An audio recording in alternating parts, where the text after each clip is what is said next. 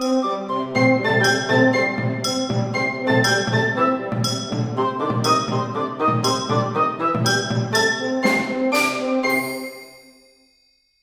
Χρυσομαλούσα και τα 3 αρκουδάκια.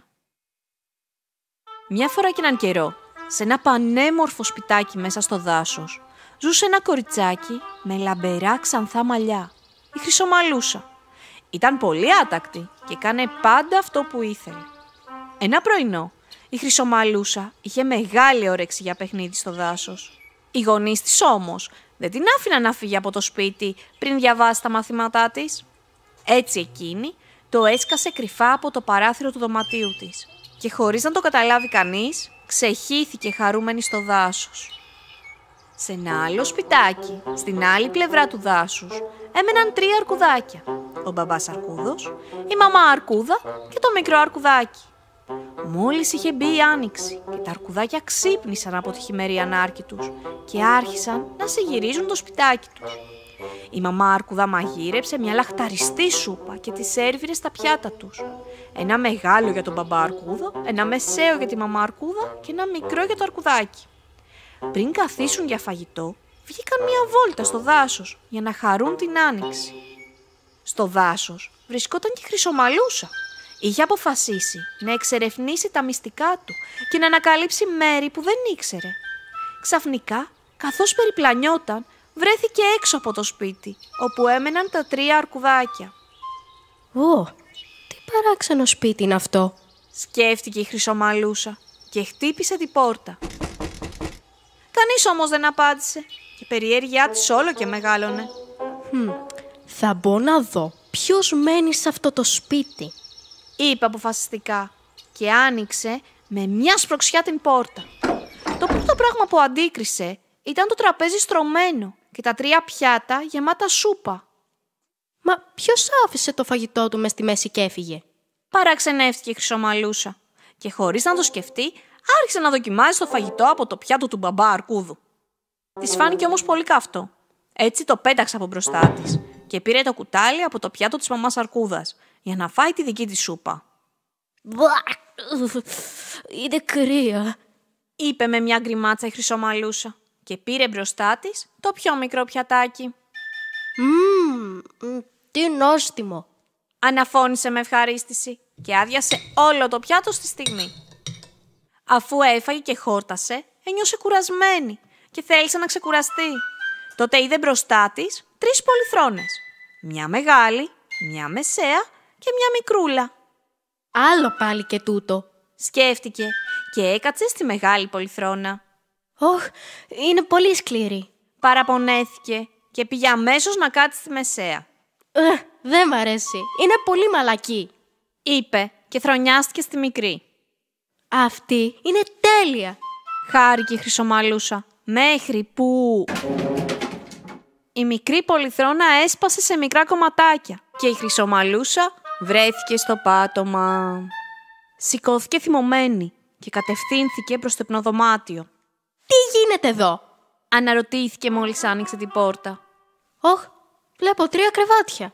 Ένα μεγάλο, ένα μεσαίο και ένα μικρό. Ας δοκιμάσω το μεγάλο».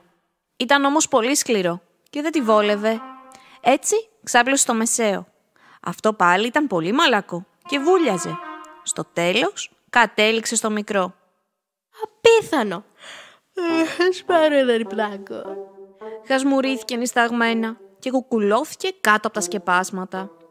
Εκείνη τη στιγμή τα 3 αρκουδάκια γύρισαν πεινασμένα στο σπίτι τους. Μόλις άνοιξαν την πόρτα, τους περίμενε μια μεγάλη έκπληξη. «Τι συμβαίνει εδώ? Κάποιος πήραξε τη σούπα μου», παραξενεύτηκε ο μπαμπάς Αρκούδος. «Και τη δική μου», φώναξε τρομαγμένη η μαμά Αρκούδα. «Και τη δική μου τη φάγανε όλοι», κλαψούρισε το μικρό αρκουδάκι. Τότε με τρόμο ανακάλυψαν και κάτι άλλο παράξενο. Κάποιος είχε κάτσει και στις πολυθρόνες τους. «Τη δική μου την έσπασε, γιατί?» άρχισε να κλαίει πάλι το μικρό αρκουδάκι. Τα 3 αρκουδάκια ήταν πολύ προβληματισμένα. Ποιος ήταν αυτός που είχε μπει στο σπίτι τους χωρίς να τους ρωτήσει? Τι να ήθελε άραγε? Ψάχνοντας για στοιχεία, έφτασαν στο υπνοδωμάτιο και τι να δουν. Ο μυστηριώδης επισκέπτης είχε ξαπλώσει και στα κρεβάτια τους και μάλιστα κοιμόταν ακόμη στο μικρό κρεβατάκι. Πλησίασαν, σήκωσαν τα σκεπάσματα και αντίκρισαν τη Χρυσομαλούσα. «Ώστε αυτή είναι η ένοχη», είπε ο μπαμπάς Αρκούδος. Η Χρυσομαλούσα, μόλις τους είδε, γούρλωσε φοβισμένη τα ματάκια της και έβγαλε μια κραυγή. Βοήθεια! Αρκούδες!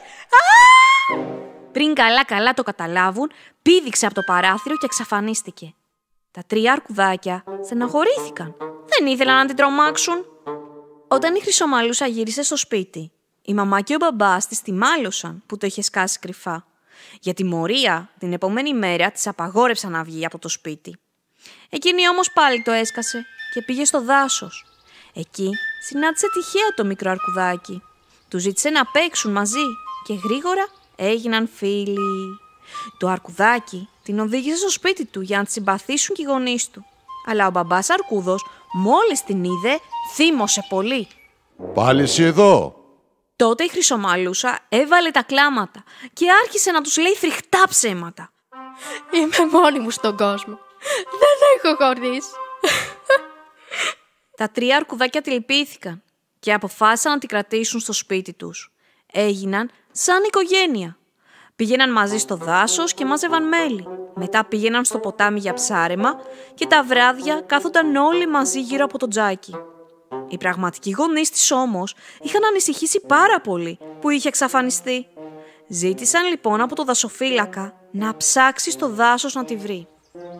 Λίγες ώρες μετά, τα ίχνη της τον οδήγησαν στο σπίτι που έμεναν τα 3 αρκουδάκια. «Το ξέρετε ότι η Χρυσομαλούσα έφυγε από το σπίτι της και την ψάχνουν οι γονείς της?» τα ρώτησε ο δασοφύλακας. Εκείνα τον κοιτούσαν έκπληκτα. Τότε η Χρυσομαλούσα για άλλη μια φορά είπε ψέματα. Τα αρκουδάκια φταίνε. Αυτά με βρήκαν στο δάσος και με φυλάκισαν σπίτι τους. Τα αρκουδάκια απογοητεύτηκαν πολύ μαζί της. Η Χρυσομαλούσα μόλις είδε τα θλιμμένα πρόσωπά τους το μετάνιωσε και αποφάσισε να πει την αλήθεια. Είναι καλή. Δεν μου έκαναν κακό. Εξήγησε στο δασοφύλακα η Χρυσομαλούσα και ύστερα είπε στα αρκουδάκια. Συγγνώμη. Τα 3 αρκουδάκια τη συγχώρησαν και η Χρυσομαλούσα γύρισε πίσω στο πραγματικό της σπίτι και στους γονείς της. Δεν ξέχασε όμως ποτέ την καλοσύνη τους, γιατί χάρη σε εκείνα η Χρυσομαλούσα έγινε επιτέλους καλό παιδί. Σταμάτησε τα ψέματα και τις αταξίες και κατάλαβε ότι η καλή καρδιά είναι το πιο σημαντικό πράγμα στον κόσμο.